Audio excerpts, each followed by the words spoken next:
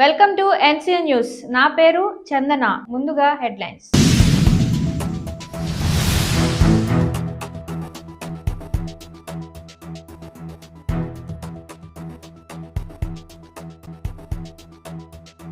ప్రతి surveyor online sub division ప్రక్రియపై పూర్తి స్థాయి అవగాహన కలిగి ఉండాలి.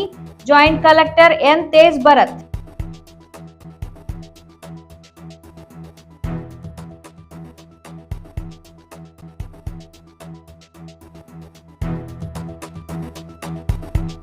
రాష్ట్ర ప్రభుత్వం అత్యంత ప్రతిష్టాత్మకంగా జగనన్న శాశ్వత భూ హక్కు భూరక్ష పథకాన్ని అమలు చేస్తుందని, జిల్లాలోని ప్రతి సర్వేయరు వాటికి కేటాయించిన విధులు వ్యక్తిగత బాధ్యతతో చేస్తూ ఆన్లైన్ సబ్ డివిజనల్ ప్రక్రియపై పూర్తి స్థాయి అవగాహన కలిగి ఉండాలని joint collector N Tej Bharat అన్నారు. స్థానిక జిల్లా కలెక్టర్ కార్యాలయ సమావేశం మందిరంలో రీసర్వే ఆన్లైన్ సబ్ డివిజన్ అంశాలపై కార్యాచరణ మార్గదర్శకాలను సర్వేయర్లకు అందిస్తున్న శిక్షణా కార్యక్రమంలో జాయింట్ కలెక్టర్ తేజ్ భరత్, జిల్లా సర్వే అండ్ ల్యాండ్ రికార్డ్స్ అధికారి ఎం జోషల్లతో కలిసి పాల్గొన్నారు.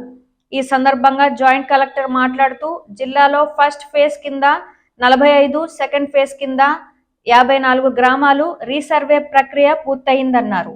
ఈ గ్రామాలకు సంబంధించి ఆన్లైన్ సబ్ డివిజనల్ ప్రక్రియకు సంబంధించి కార్యాచరణ మార్గదర్శకాలపై జిల్లాలోని సర్వేయర్లకు ఒకరోజు శిక్షణను అందిస్తున్నామన్నారు.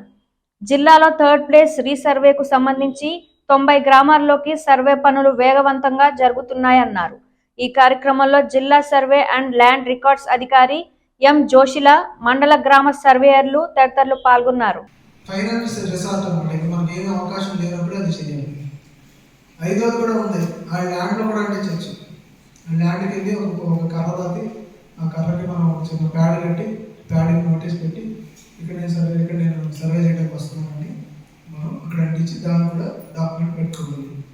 మీరు ఏ పని చేసినా అది రేపు కోర్టుకి వెళ్తుంది, కోర్టు వాళ్ళు మమ్మల్ని పిలుస్తారు, రికార్డు చూపించమంటారు అనే ఆలోచన పెట్టుకుని చెయ్యాలి.